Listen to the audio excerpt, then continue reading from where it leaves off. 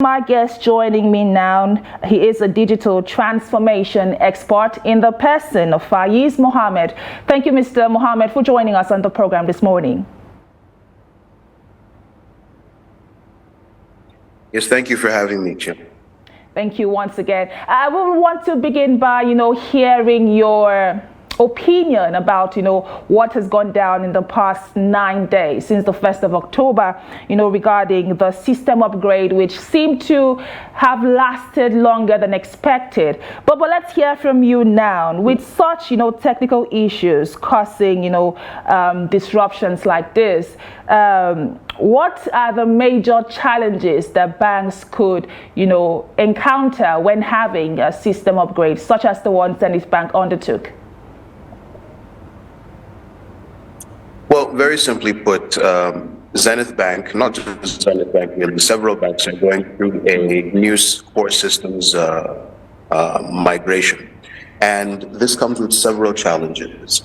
The easiest way that I can liken it is to a phone upgrade. If you were to buy a new phone and you wanted to move data from your old phone to your new phone, depending on how much data exists, it's going to take some time in order to have that data properly translate onto your new device. And so this is a very simple way of looking at what's happening with the banks. They have to be sure that they're transporting all the relevant data, everything to do with user profiles, their supporting documents, their credit details, their financial reports, and ensuring that all of those also align with the various service channels that they have, ATMs, internet banking. And so it's a lot of work, and it requires time to see it through. Unfortunately, what's happening is simply that I don't think the banks have done a very good job of communicating exactly why it is that these upgrades are necessary. And they haven't done a good job of communicating to the customers as far as timeline goes. And they also haven't done the extra work of providing avenues through which people are going to be able to access their services, even during a downtime such as this. We will be touching later on, the mode of communication and handling, crisis management as a whole. But for now, you did mention that it indeed does take time, to have system upgrades such as the one we just saw with Zenith Bank. But let me ask you, is 9 days the amount of time that is required, or was this a little bit too longer than expected? No, for major banks, especially tier 1 banks, such as Zenith Bank,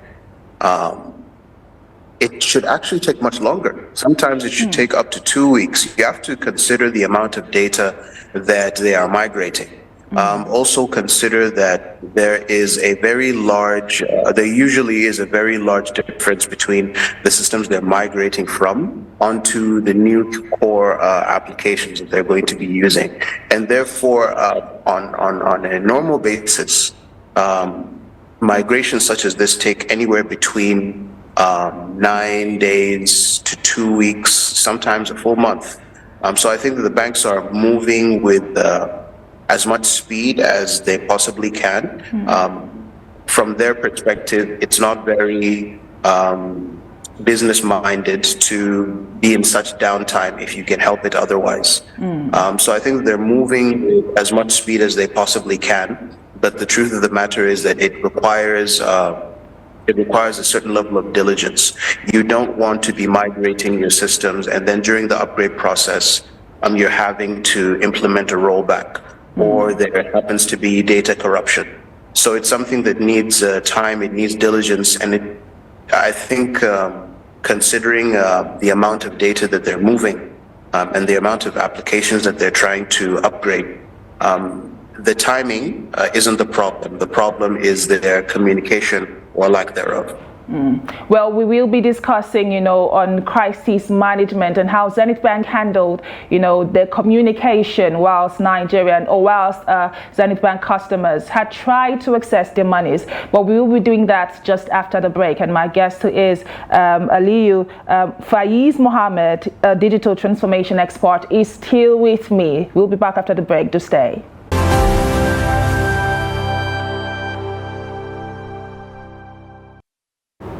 And you're still watching Business Daily, coming to you live on Trust TV. And just before the break, we started our conversation, and we are looking at the recent system upgrade by Zenith Bank. Zenith Bank disclosed on the 1st of October that it was, undergoing a routine maintenance on its IT infrastructure. But 9 days down the line, Nigerian Zenith Bank customers had come out to protest their inability to access their monies. We'll begin by, the statements that Zenith Bank did release on the 1st of October, where Zenith Bank had written, and I quote, "Dear valued customer, we sincerely apologize for the service disruptions you experienced recently on our banking channels, and this was due to an information technology upgrade aimed at improving the quality of service we provide you. We have made significant progress with the upgrade, and you can now perform transactions conveniently with the following Zenith Bank channels," and it goes on to list the channels. However, Nigerians were still unable to access their monies. But yesterday we did get yet another statement from the Zenith Bank saying, "System restored. Dear valued customer, we are pleased to inform you that access to our digital channels has been restored, and you can perform transactions conveniently via your preferred platform. We appreciate your patience you showed during the IT infrastructure upgrade and apologize for all the inconveniences you had to bear. Please be assured that we are committed to providing you with exceptional service, and our new IT infrastructure we have deployed will enable us to do that going forward." And this was after Nigerians had taken to the street, of course, protesting outside of the banking premises. So we are looking at that in detail today, and I do have my guest, who is a digital transformation expert, in the person of Faiz Mohammed. Thank you again for coming on the program this morning.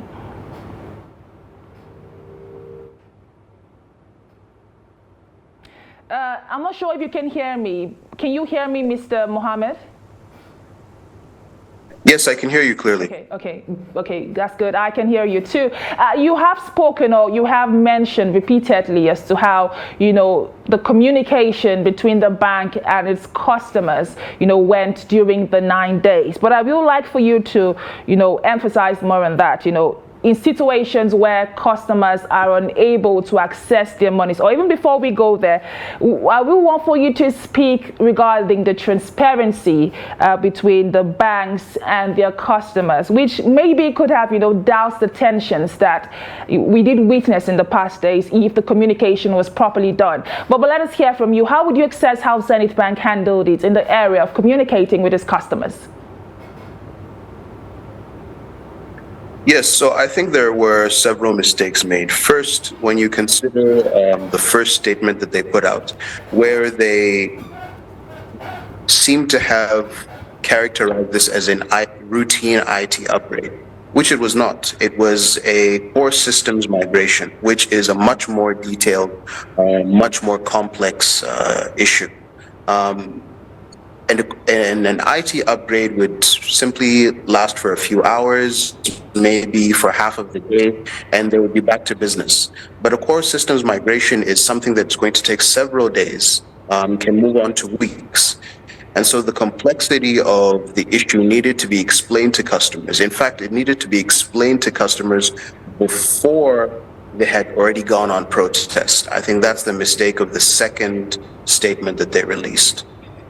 Once people had already been very upset regarding the downturn in their service quality, only then did they release the second statement. I think that was a mistake.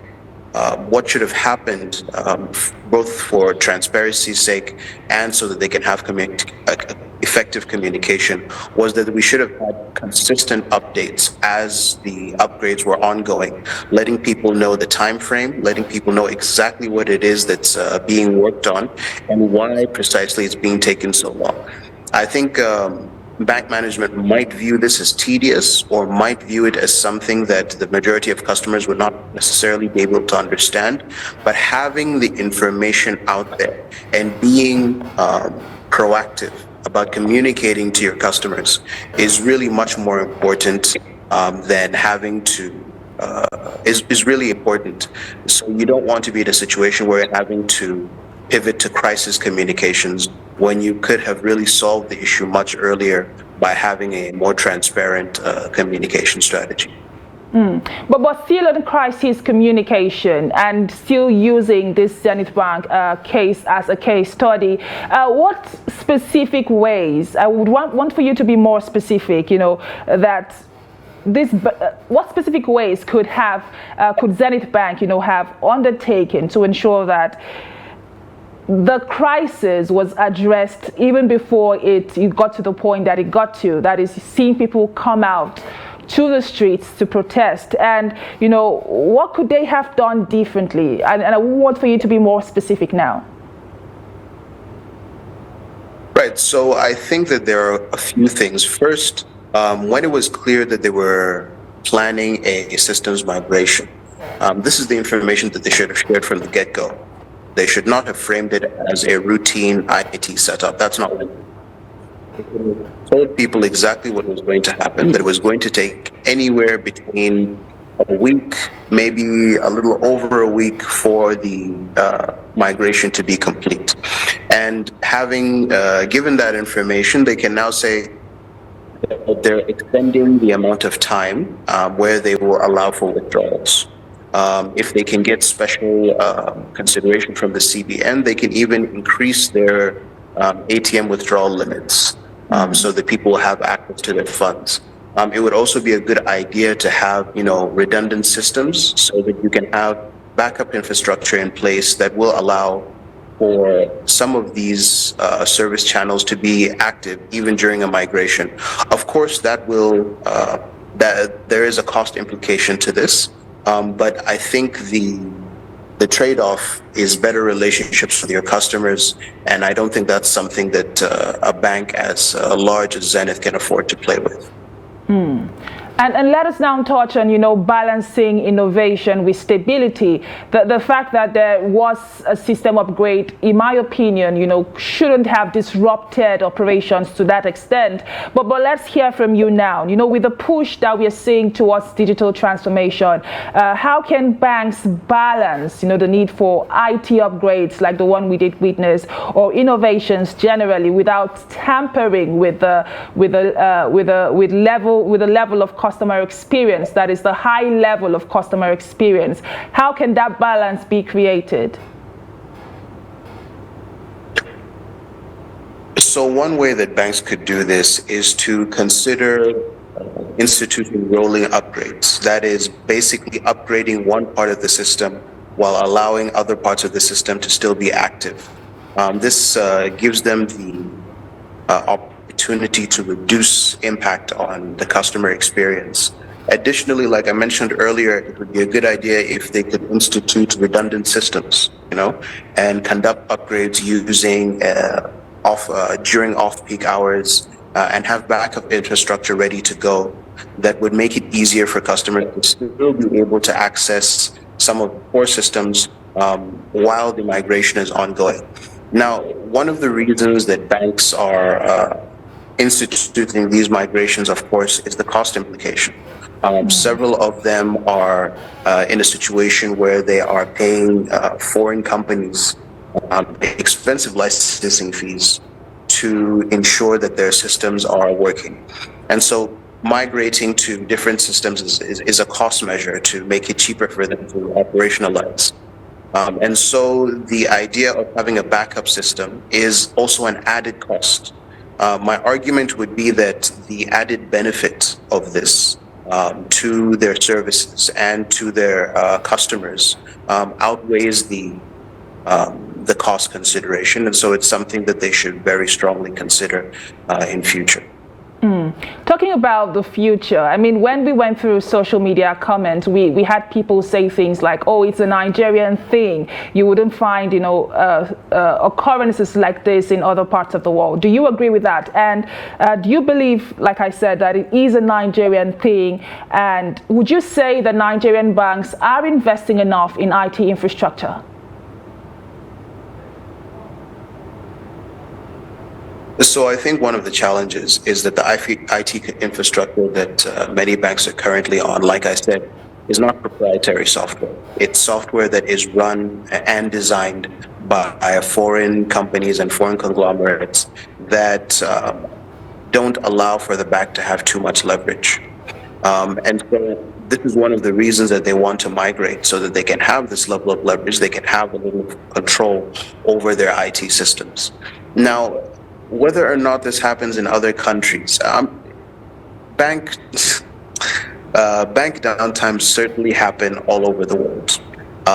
You could argue, of course, that they don't take this long, but then you have to also consider the fact that the banks themselves are also working within limits imposed upon them, not just by infrastructure concerns that are a reality in Nigeria, but also by the CBN. So I think there are temporary workarounds that they should have considered, but all those workarounds would again have to do with an extra cost. I don't think this is a specifically Nigerian problem, but I do think the exasperation of the problem is Nigerian, i.e. the fact that it took the banks so long, not simply Zenith Bank, because other banks have had this issue as well, Sterling Bank, GT, First Bank for a few days. All of them have been a little less forward with precisely what the issue is. And the way that they address the customers does not speak well for customer relations. I think that really is the problem. But the migration itself and the difficulty of doing so, I think they're moving as fast as they can, and I don't think any bank, any institution really wants to have this much of downtime if they can help it otherwise.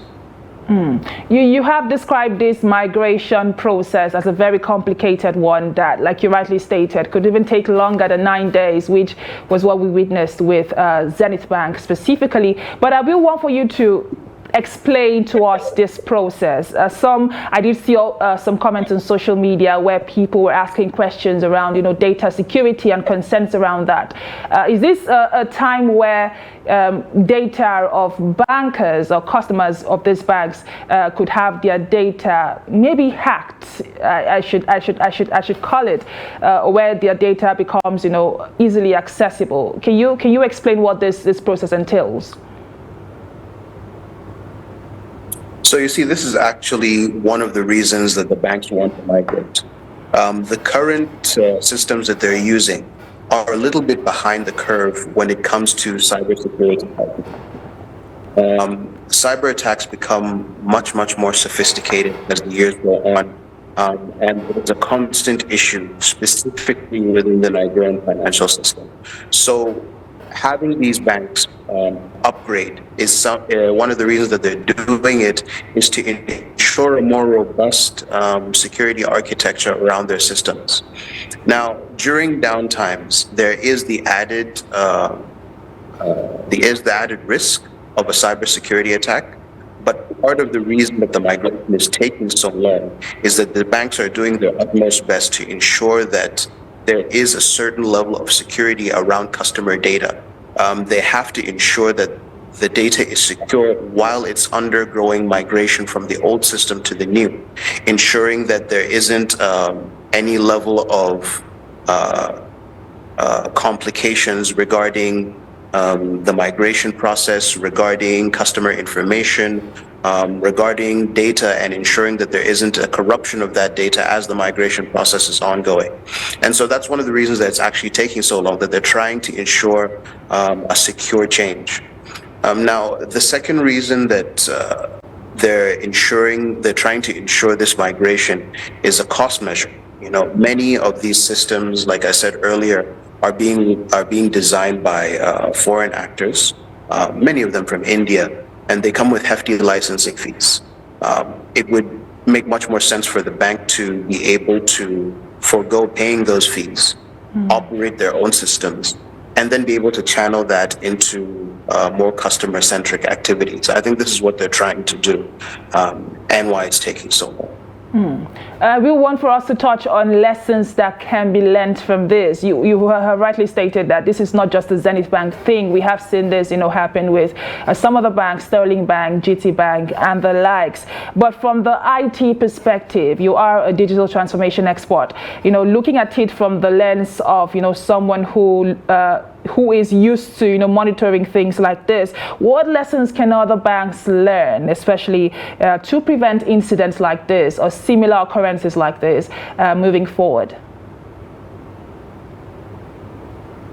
So I think there are three things. Like I said, when the decision is made to institute a core migration change, what needs to happen is that there needs to be backup systems and redundant systems already in place, or even if they're not already in place, they need to be designed and put in place before the core migration is initiated. This allows for the customers to be able to access some of the bank's core applications and be able to transfer or use USSD banking while the migration is ongoing. And this ensures that there isn't too much downtime from the customer's perspective. Like I said, that comes with a cost implication, and I suppose that is why the banks are going down another route. But besides that, I think the main issue here, once again, has to do with a communication and a planning issue. One of the easy ways that they could have worked around this was to ensure that the migration process is ongoing during off-peak hours. So when the banks are closed, so to speak, is when the majority of the migration should be taking place. I'm sure this is the case in most areas, but they haven't done a very good job of communicating that to the customers. Lastly, I also think that if they could find a way to institute, rolling updates to ensure that certain systems are being updated at different time variances. Therefore, one system isn't affected by the migration of another. This would make it easier for the customers to have a more cohesive experience while the migration is ongoing. But lastly, I think the most important lesson for other banks, and other banks are considering core migration, the real lesson is not allowing for the issue to deteriorate to the point where you have to pivot to crisis communication. It's unnecessary. This is something that can be communicated clearly through various communication channels that already exist, whether that's social media, whether that's SMS, whether that's email marketing, whether that means that they have to communicate it using traditional media. It's something that can easily be done by all of these banks to ensure that customers are fully aware and can make preparations in time for the downtime. Well said. But do you foresee hitches like this, having adverse effect on Nigerians embracing digital or digital banking, I should say, or the cashless policy, which is like the bigger picture? Do you foresee hitches like this affecting the cashless policy? No, actually, I don't think that this is going to affect Nigeria's migration or Nigerians' migration to digital banking infrastructure. What this is going to affect is the trust level between Nigerian customers and the traditional banks. The banks that are going to benefit from this most are the neobanks, the fintechs, and the mobile money operators. MoneyPoint, Paycom, Kuda. These are the banks that are going to most benefit from it because they were not affected, or they are not affected by this sort of issue. And even when the major banks have this level of downtime, The neobanks don't seem to have the same issue. So what this is actually going to mean is that in terms of digital inclusion, traditional banks are going to see that more customers move on to the neobanks or move on to the fintechs as their option, as their preferred option, simply because they can be ensured of a more smooth banking process. I think that's something that they definitely need to look into, both in terms of their long-term viability as a business, because digital banking is the future, and also so that they have a more robust customer service experience for their customers. Like you rightly pointed out, you've said that this could, cause some trust deficit between, the traditional banks and their customers. But let us hear from you. Is it possible that this trust can be rebuilt? Because one thing I know for sure is that Nigerians do not play with their monies at all. So from your point of view, would you say that this trust can be rebuilt by these traditional banks? Of course, certainly. I don't think there's anything that would prevent customers from giving the banks a try. And most of the customers that have been working with Zenith Bank, been working with any of these banks, have been doing so for years on end. They're loyal customers. And I think being loyal customers is why they find it very irksome that such an issue as this could not be communicated in a more effective manner. So yes, it is entirely possible for the banks to make a turnaround and to ensure that the customers have a better experience and to improve their communication strategies such that the customers feel more secure putting their money in the hands of traditional banking institutions. That may take a little bit of time, and it might take a little bit of creativity from their public relations unit to do so, but it is entirely possible. It really simply has to do with their rethinking how it is they communicate with their customers. And just before we go, but still on, customer communication, because I did see some comment where some customers were saying that if they had some sort of protocol that could have calmed the customers down whilst the upgrade was going on, maybe the issue wouldn't have escalated to that point. But I would like for you to, speak regarding crisis management just before we go in 1 minute.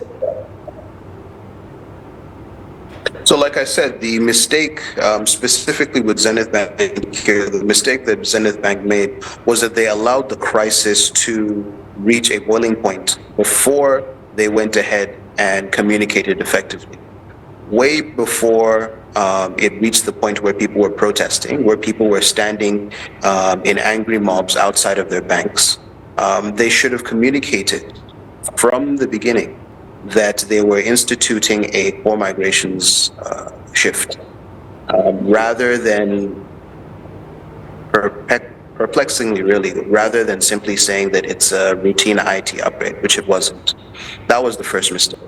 Secondly, before people had come out and started protesting, they should have effectively communicated that, look, this is our timeline.